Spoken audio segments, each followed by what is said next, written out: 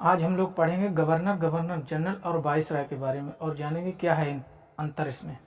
तो सबसे पहले गवर्नर, बंगाल का गवर्नर। तो शुरू से पढ़ते हैं। 1600 ईस्वी में ईस्ट इंडिया कंपनी की स्थापना हुई और ब्रिटिश भारत में आए व्यापार करने के उद्देश्य से। व्यापार करने के क्रम में उन्होंने क्षेत्रीय राजाओं पर धीरे धीरे आक्रमण करना चालू कर दिया और आक्रमण करने के बाद विजय करने के उपरांत जब शासन की बात आई तब गवर्नर शब्द की उत्पत्ति हुई। तो सन 1757 ईस्वी में प्लासी का युद्ध हुआ बंगाल के क्षेत्र में और तभी बंगाल में गवर्नर शब्द की उत्पत्ति हुई। तो बंगाल का प्रथम गवर्नर सन 1757 ईस्वी में लॉर्ड रॉबर्ट क्लाइव को बनाया गया और ये 1757 ईस्वी तक 1773 ईस्वी तक बंगाल के गवर्नर की ही श्रृंखला चली। 1773 ईस्वी में रेगुलेटिंग एक्ट आया।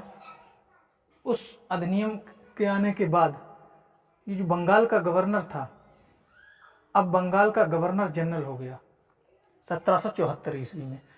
अब 1774 ईस्वी से और 1833 ईस्वी तक बंगाल का गवर्नर जनरल की ही श्रृंखला चली।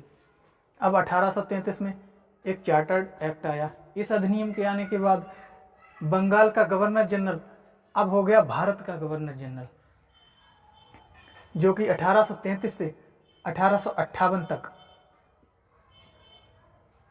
तो भारत का गवर्नर जनरल प्रथम बेंटिक और बेंटिक से लेकर कैनिंग तक ये भारत का गवर्नर जनरल ही रहे। फिर होती है एक बहुत बड़ी क्रांति 1857 ईस्वी की।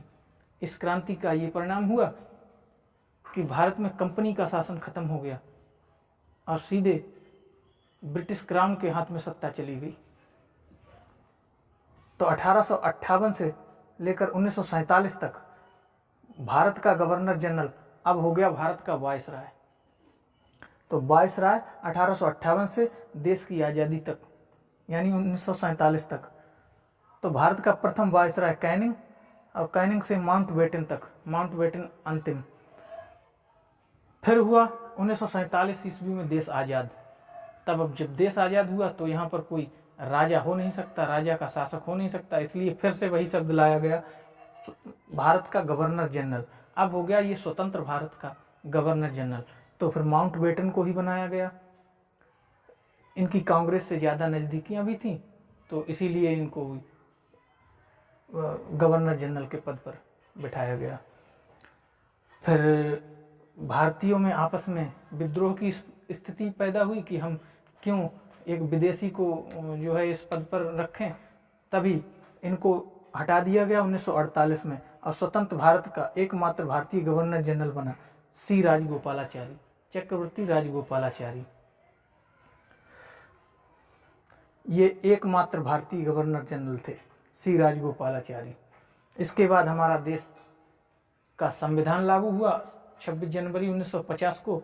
तो उसमें गवर्नर शब्द को हटा दिया गया और उसकी जगह पर एक नया शब्द आया प्रेसिडेंट का, राष्ट्रपति का, जो कि हमारे डॉक्टर राजेंद्र प्रसाद उस पद पर बैठे। यही था गवर्नर, गवर्नर जनरल, वायसराय में अंतर।